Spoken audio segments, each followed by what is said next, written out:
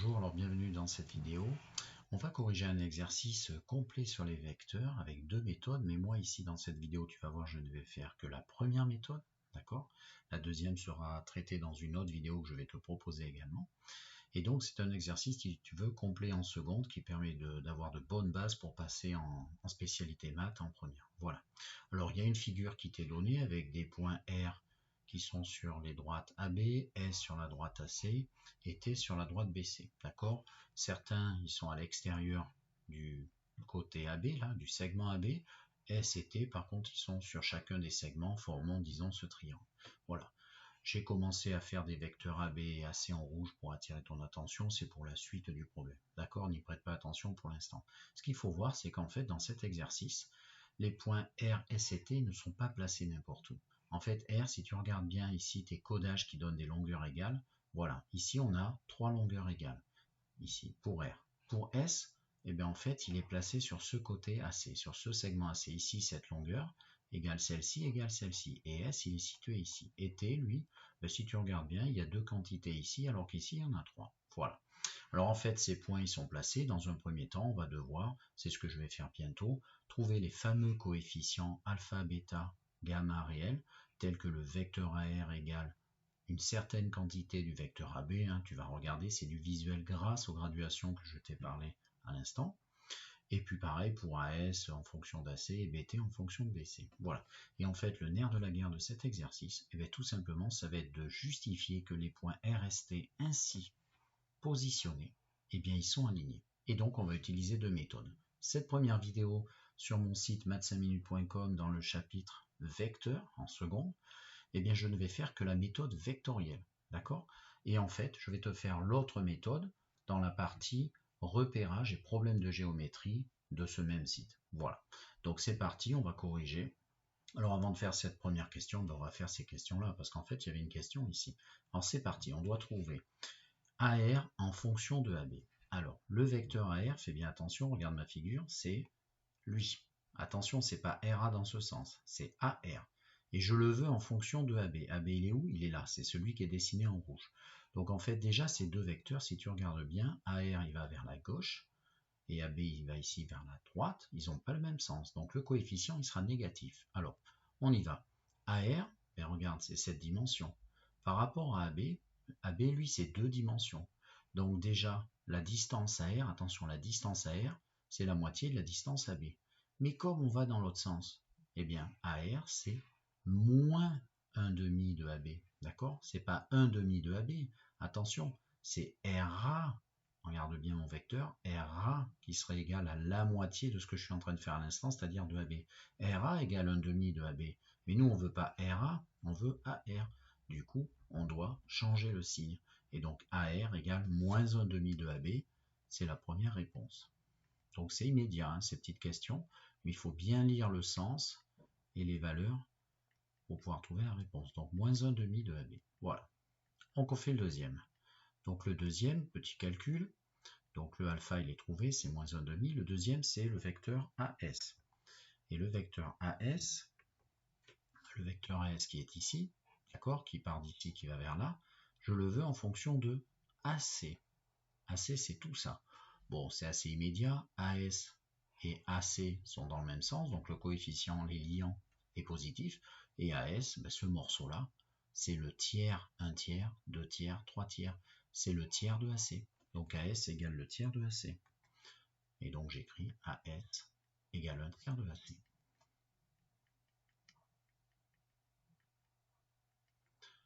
On continue.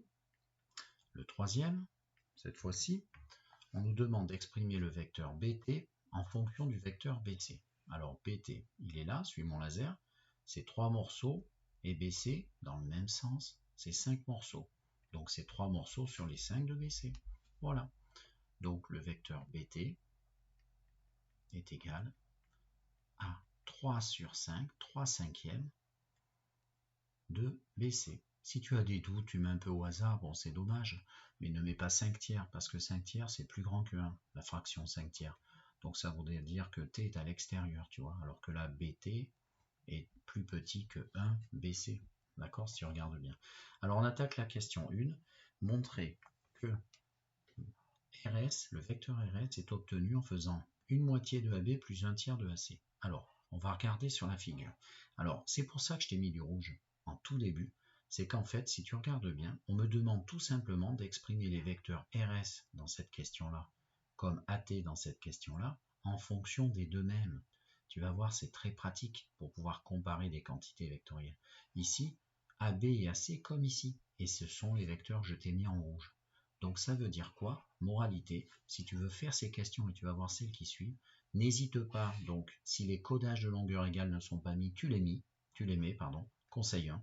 Et conseil 2, les vecteurs que tu veux dans tes résultats, tu as qu'à les passer en couleur pour bien voir par où il vaut mieux passer lorsque tu fais tes décompositions de la relation de Chasles. Alors c'est parti. Je veux aller de R vers S et je veux des résultats en fonction d'AB à C. Sur le dessin, je dois aller de là à là, mais avec des vecteurs rouges. Alors, tu sais quoi? À toi de voir. Si tu fais ça, il n'y a pas de rouge. Mais si tu fais ça, regarde bien. RA, tu empruntes un petit morceau qui est collinéaire à celui-là. Donc, s'il est collinéaire, ce vecteur RA à AB, tu vas pouvoir par multiplication te ramener à du AB, une certaine quantité de AB. Et ensuite, ton cheminement doit se poursuivre, et donc tu es arrivé en A, tu dois faire AS. Du coup, AS, ça tombe bien. AS va pouvoir se ramener à une certaine quantité de ce rouge-là, et c'est gagné. À chaque fois, ton objectif, c'est de suivre des lignes parallèles à tes vecteurs rouges. D'accord? Comme ça, tu as la notion de collinéarité, tu pourras trouver le coefficient qu'il te faut pour passer et utiliser ce vecteur. Alors c'est parti, RS c'est immédiat, c'est la question 1 donc. RS, moi je choisis de le décomposer, ce chemin de décomposition, ton but c'est d'avoir que des vecteurs rouges dans ton résultat, je choisis d'appliquer la relation de Chasles et de dire que ça va être RA plus du coup AS. RA, tu le regardes ta figure, RA c'est quoi? Alors bien sûr on avait déjà fait des choses tout à l'heure, alors tu peux regarder la figure, tu vois que ces préliminaires ne sont pas toujours à faire, mais RA, si AR c'est ça, RA c'est la moitié de AB, d'ailleurs je l'avais dit tout à l'heure, donc RA c'est la moitié de AB, c'est visible sur ta figure, et AS, S il suffit de copier juste au-dessus, mais en fait on pourrait ne pas avoir fait l'étape préliminaire, on le ferait directement maintenant, plus un tiers de AC, j'ai fini cette question. Voilà. Deuxième partie de cette question. Donc cette fois-ci, c'est le vecteur AT. Alors le vecteur AT, tu vas voir, ça va être un petit peu plus délicat, mais il ne faut pas paniquer. Ton objectif, ne le perds pas de vue. Décomposer avec Chasles le déplacement, le vecteur A vers T, donc AT, oh là là, directement c'est ça, en suivant, si possible, que des lignes rouges. Et je te le dis, quand ces deux vecteurs ne sont pas collinéaires, c'est toujours possible. Notion de base dans un repère du plan. Alors, on va partir de A si je veux aller vers T. Alors, je vais te proposer deux méthodes, deux types d'élèves. Donc, moi, je vais faire le premier élève là pour l'instant. Je vais faire méthode 1. Donc, je vais le marquer ici. Et donc, méthode 1, je vais choisir de faire l'élève qui va partir vers le haut. Parce que tu es d'accord, si tu dois aller de A vers T, naturellement, alors déjà, suis des lignes qui sont dessinées, d'accord? Et puis, si possible, qui suivent du rouge. Donc, j'ai envie de partir de là. Élève 1, il fait ça, et l'élève 2, lui, fait ça. On va bien voir où ça nous mène. Donc, élève 1, méthode 1, pour aller de A vers T, il choisit de passer par C. Donc, AC, vecteur AC, relation de Chasles, plus vecteur CT. Le vecteur AC, qui est tout devant, on le garde. Parce que lui, ça nous va bien. Le vecteur AC, il fait partie des deux vecteurs rouges qu'on doit avoir dans le résultat. Bon, bien sûr, là, ici, tu vois les résultats à atteindre en bas, la question B. D'ailleurs, j'aurais pu mettre petit a petit b, c'est pas grave, j'ai mis les astérix.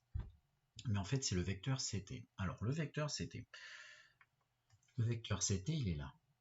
Alors, le vecteur CT, tu te dis, mais comment je peux C vers T, je peux te le mettre en bleu si tu veux. Le vecteur CT, comment je peux arriver ce vecteur à le mettre avec des vecteurs rouges? Alors, ne paniquons pas, les conseils sont toujours là pour t'aider. Premier conseil, qu'est-ce que tu fais? Déjà, tu te ramènes au côté le plus grand où tu as tes vecteurs rouges. Parce que je ne sais pas si tu le vois, mais en fait, le vecteur CT, lui, peut se ramener au vecteur, disons, CB. Mais CB, regarde bien, si je me ramène au vecteur C vers B, Comment aller de C vers B en passant par des lignes rouges? Ben, c'est très simple, tu feras ça, regarde. Je ferai ça, je ferai le tour du triangle. Donc si je me ramène de CT à CB, et bien ensuite, le vecteur CB, je pourrai le décomposer à nouveau avec Chal en faisant intervenir ces deux vecteurs rouges. Tu feras attention au sens, c'est tout. Alors c'est parti, suis-moi. Le vecteur CT, c'est donc 2/5, regarde ta figure, c'est les 2/5 du vecteur CB. Et ce vecteur CB, eh bien, si tu veux te ramener à ton déplacement qui utilise que des vecteurs rouges, eh bien, je vais remplacer le vecteur CB par, et donc attention, le coefficient devant va porter sur ce que tu remplaces, donc je mets une parenthèse, pour aller de C vers B, moi je vais passer par A. Alors le vecteur CA, ne panique pas, tu te dis mais c'est pas AC, bah, c'est tout simplement son opposé. Donc CA plus, là pour l'instant je suis en train de transformer le vecteur CB, CA plus AB. Du coup, tu fais tes petits calculs, je te rappelle que tu dois développer, distribuer. D'accord? Tu as 2/5 de tout le vecteur CB, donc si tu le décomposes, c'est 2/5 de chacun des vecteurs décomposés. Et donc ça fait vecteur AC, que tu es obligé de recopier pour maintenir l'égalité vraie, plus 2/5 de CA. Alors tu sais ce que je te propose? Au lieu d'écrire 2/5 de CA plus, je vais finir, mais on va mettre un petit coup de gomme, 2/5 de AB, eh bien en fait, je vois que les vecteurs AC, j'ai des vecteurs AC et des vecteurs CA. Eh bien tu sais quoi? CA c'est moins AC. CA c'est moins AC. Donc attention, si tu as envie de mettre AC, eh bien tu vas devoir mettre ici un petit moins. Ça ne va pas être 2/5 de CA, mais 2/5 de moins AC et 2/5 de moins AC. Eh bien du coup, tu vas mettre moins 2/5 de AC. Voilà comment on peut s'en sortir. Et quand tu as fait cela, tu n'as plus qu'à comptabiliser les AB et les AC. Alors, tu as le droit de permuter dans les sommes vectorielles. Hein. Ici, je vais calculer les AC, mais je vais les mettre, regarde bien, à la fin. Et j'ai le droit de permuter cette quantité vectorielle et la mettre devant. Donc, je vais recopier 2/5 de AB. C'est parti. 2/5 de AB. Et ensuite, je dois faire de la comptabilité. Donc, combien j'ai de AC? Eh bien, on continue. Ici, j'en ai 1 AC, sous-entendu, et j'en enlève 2/5 des AC. D'accord? Comme il y en a des AC, il y en a 1 moins 2/5. Alors, tu peux factoriser, faire un petit calcul, je vais le faire pour une première fois. 1 moins 2/5, j'en ai des AC. Et après, tu fais ton petit calcul de fraction. 1 moins 2/5, bon, tu mets tout, 5 sur 5 moins 2 sur 5, ou alors 1 moins 2/5, ça fait 3/5 tout simplement. Donc ça fait 2/5 de AB plus 3/5 de AC. Voilà ce qui termine cette question. Alors, je vais quand même te faire une petite remarque, c'est-à-dire que je vais te montrer, là j'ai fait la méthode 1 cette méthode 1, elle consiste à te faire passer par le haut. Mais en fait, si tu regardes bien l'énoncé, c'est pas ce qu'il voulait. L'énoncé, quand on regarde bien, ils t'ont fait trouver le déplacement BT, c'est-à-dire ici. Donc, on aurait pu, avec ce résultat, au lieu de faire AC plus CT, on aurait pu faire AB plus BT. Ne t'inquiète pas, tous les chemins mènent à Rome, et donc c'est la méthode 2 pour gagner du temps. Je vais juste l'afficher, je l'ai déjà traité. Et donc, regarde, ça vient de s'afficher. Eh bien, si tu choisis de partir de A vers T en passant par B, d'accord? A vers T, relation Chal, AB plus BT. Eh bien, BT, qui est ici, ce vecteur BT, j'utilise cette relation en haut mon laser, 3/5 de BC, tout simplement pour me ramener au côté BC, ce que je t'ai déjà dit par l'autre chemin. Et ensuite, ce chemin BC, youpi, car on veut faire venir les vecteurs qui sont rouges, eh bien BC, relation de Chal, c'est BA plus AC, même si BA, c'est pas tout à fait ce que tu veux, toi c'est du AB. C'est pas grave, tu vas le transformer ensuite. Donc ça te fait ceci, tu distribues les calculs exactement de manière similaire à ce qu'on a fait, et puis tu as vu 3/5 de BA, que j'ai distribué, j'ai mis moins 3/5 de AB, tout simplement parce que moi à la fin je ne veux que des AB. Et des AB, il y en a un à qui t'en enlève 3/5, ça t'en fait donc 2/5, comme ici. Et ton 3/5 de AC obtenu par cette distribution, ben, tu le recopies et du coup ça fait bien 3/5 de AC comme ici. Voilà, cette question est terminée. Alors, on continue. Je vais te faire la deuxième. Et la deuxième, pour cela, je t'ai rappelé ici, les résultats qu'on vient de trouver précédemment et je t'ai remis la figure. Et on te demande de déduire une expression du vecteur RT en fonction des vecteurs encore les mêmes, AB et AC en rouge. Alors on doit trouver le déplacement RT. Alors on va regarder notre figure. Je dois aller de là à là, mais en utilisant que des déplacements rouges. Alors, qu'est-ce qu'on pourrait avoir? Regarde, je peux faire RB, d'accord? RB, ça va être collinéaire à AB, donc on va pouvoir l'exprimer qu'avec AB, et ensuite plus BT, d'accord? RB plus BT. Mais regarde ce qui m'a été fait là. Qu'est-ce que je vois? Je vois qu'ici on a déjà travaillé, c'est ce qu'on vient de faire juste avant, le vecteur AT. C'est-à-dire qu'on a trouvé ça, ce vecteur AT, en fonction de ces deux rouges. Donc en fait, finalement, pour aller de R vers T, autant utiliser cette connaissance et faire d'abord RA plus AT. Comme ça, le RA, on va le transformer, et puis après, on va passer par là. Attention, parce qu'on a déjà fait ce travail, d'accord? Et qu'on a déjà des quantités en fonction d'AB et AC. Donc en fait, en déduire, tu vois, le en déduire qui est dans la question, c'est tout simplement ce qu'on a déjà fait du travail. Mais si tu ne l'avais pas fait, il faudrait tout décomposer comme on a vu tout à l'heure. Donc c'est parti, je pars du vecteur RT, et je vais utiliser le résultat précédent, on me donnait AT. Si on me donnait AT, d'après la relation de Charles, eh bien il faut ici que je mette RA. On regarde ton dessin, RA plus AT, RA tu le transformes, RA c'est quoi? C'est tout simplement la moitié d'un AB. Tu regardes ta figure, hein. R vers A c'est la moitié du vecteur AB. Et ensuite AT, je vais tout simplement recopier tout ce qu'on a déjà fait comme travail de calcul pour gagner du temps. Donc AT, c'est 2/5 de AB plus 3/5 de AC. Et ensuite, on va faire de la compta. Donc la comptabilité, en fait, des AC, tu n'en as qu'à un seul endroit, c'est à la fin. Donc tu sais quoi, je vais le laisser à la fin. 3/5 de AC. Et par contre, combien on a de AB? Des AB, tu en as 1/2 plus 2/5. D'accord? Alors regarde, on va compter ici. 1/2 plus 2/5, on va faire un peu de calcul de fraction, tu l'as vu en début d'année en révision normalement, mais que tu devrais maîtriser, tu mets tout sur 10, d'accord? Comme c'est une addition, il faut mettre au même dénominateur. La première, c'est 5 sur 10, on a fait x5 en haut et en bas, d'accord? 5 dixièmes, c'est 1/2, et la deuxième, on fait x2 en haut et en bas, donc ça fait plus 4 dixièmes, donc ça fait 9 dixièmes. Et du coup, 9 dixièmes, eh bien, si tu regardes bien, 1/2 de AB plus 2/5 de AB, ça fait donc 1/2 plus 2/5 de ton vecteur AB, c'est-à-dire 9 dixièmes de AB. Donc 9 dixièmes de AB. Voilà. Et c'est ton résultat demandé. Alors, j'ai pris un peu de place là, mais c'est pas grave. Donc voilà ton résultat. Allez, question suivante. Donc ça, on va en avoir besoin pour la suite. C'est pour ça que je l'encadre, je le fais ressortir. On a trouvé le vecteur RT en fonction de AB et AC. D'accord? Et on me demande de justifier que RS, donc question 3, on me demande de vérifier que RS, le vecteur RS, est égal à 5/9 du vecteur RT. RT, tu viens de le faire à l'instant. Il est là. RS, il est où? RS, je te l'ai mis en rappel. Donc RS, en rappel, il est là. Regarde bien, il est là.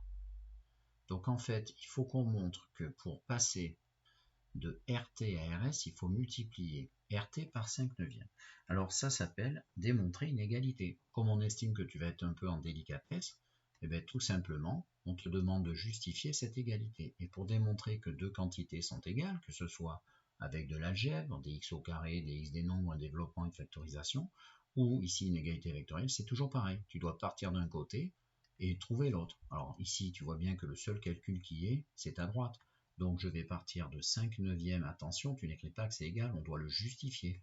Je vais partir de 5/9 du vecteur RT, que je vais remplacer, et on va voir ce que ça donne. 5/9 de combien? 5/9 de RT, il suffit de recopier ce que j'ai encadré en rouge dernièrement.